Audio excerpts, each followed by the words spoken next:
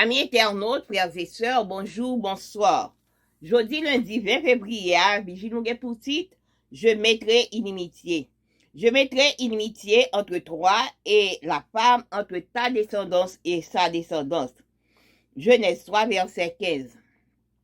Nous remercions tant de Père du fait que tu permets nous passer une heureuse nuit et nous réveiller dans première minute de journée ça pour nous capables aller sur l'étude quotidienne. Père Céleste, on va envoyer cet esprit pour nous, on va pardonner péché nous. Béni journée pour nous au nom de Jésus. Amen.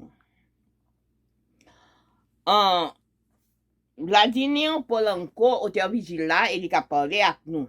Dans son livre Les Métamorphoses, Ovide, le poète romain, a décrit la réalité qui prévaut dans la vie des êtres humains. Je ne sais à quelle force irrésistible j'obéis malgré moi. Le devoir ne me retient pas et l'amour m'entraîne.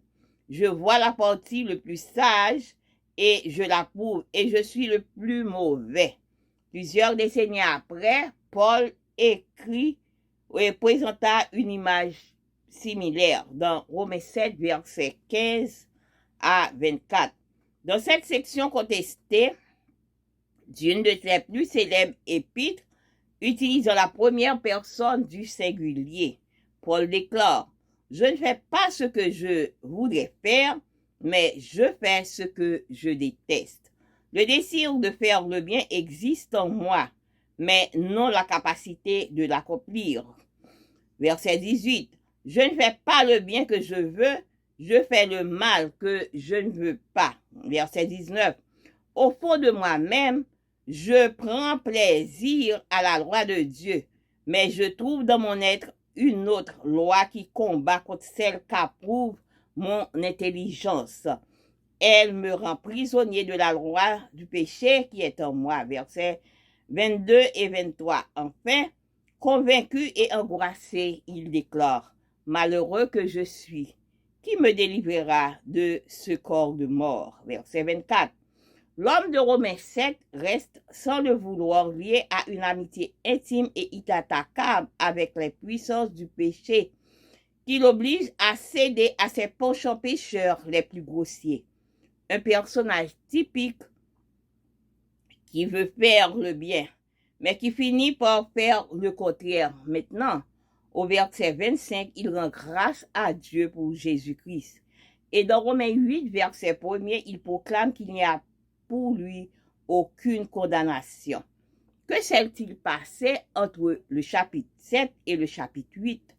Romains 8 décrit la vie dans l'esprit, la vie victorieuse, l'expérience qui fait de nous de véritables serviteurs de Dieu. Comment ce changement peut-il s'opérer? Il n'y a qu'un seul moyen, et nous le trouvons dans la première promesse de la Bible. Je mettrai inimitié entre toi et la femme, entre ta descendance et sa descendance.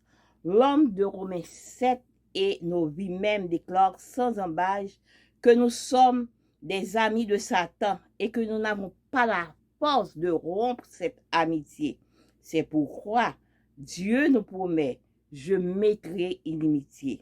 Laissons le Seigneur faire ce travail en nous et laissons cette grande et précieuse promesse devenir une réalité vivante dans notre vie quotidienne. En vigile matinale, nous parlons nous de Ovide, un poète romain qui t'a montré que il pas connaît qui force qui pas résister avec lui, que la pédé obéit. Eh bien, il fait connaître que ça vléa Kembel, mais l'amour entraîné, qui s'allie du ouais qui parti qui bon, mais l'elle garde du ouais du plus mauvais. Et au fait, nous reconnaît quelques siècles après, apôtre Paul vient avec même image dans Romains 7, verset 24. Non, ça l'a utilisé en première personne du singulier. Il dit, m'a fait ça que moi pas voulu faire, et m'a fait faire ça que je fais ce que je fais ça que moi pas voulu faire, m'a fait ça que moi détesté. Il dit moi j'ai désir pour me faire bien, mais pas gain capacité pour me capable faire li. Il dit moi pas fait bien que moi vle ya, m'a fait mal là que me pas vle ouais. Il dit non pour moi même, loi bon Dieu a existé, mais il y a un autre bagay qui contre intelligence ça que me gagne, il rend moi prisonnier de la loi de Dieu. Et enfin, il dit que ça oh mon Dieu, moi senti que sont moi malheureux parce que qui est-ce qui a délivré de corps de mort ça? Et il fait nous connaît l'homme qui dans Romains 7 là et li montre gagner une amitié qui tellement intime ensemble avec Satan qui obligeait à faire un série de bagailles qui pas bon. Et et qu'on y a même nom ça dans verset 25 ans, il rend grâce à bon Dieu pour être Jésus-Christ que le bali. Et dans Romains 8, il montre que pas y a aucune condamnation pour lui. Qui différence qui y a entre Romains 7 et Romains 8? Eh bien, Romains 8 là décrit une vie dans l'esprit. Une vie qui gagne la victoire. Une vie qui gagne expérience que nous, qui montre que nous-mêmes, nous, c'est de véritables serviteurs de Dieu. Comment pour bagaille ça capable faire et changement ça capable faire dans nous-mêmes? Eh bien, c'est pour nous appuyer nous sous promesse que bon Dieu fait nous que la mette ennemis entre nous-mêmes ensemble avec ennemis. Eh bien, dans Romains 7, avec la vie, nous déclarer que nous gagnons amitié intime avec Satan. Mais bon Dieu lui-même dit la couper amitié. On nous quitter, bon Dieu, couper amitié. On nous fait de moyens pour promesse capable d'ignorer réalité dans la vie de chaque jour. Que nous capable passer une bonne journée.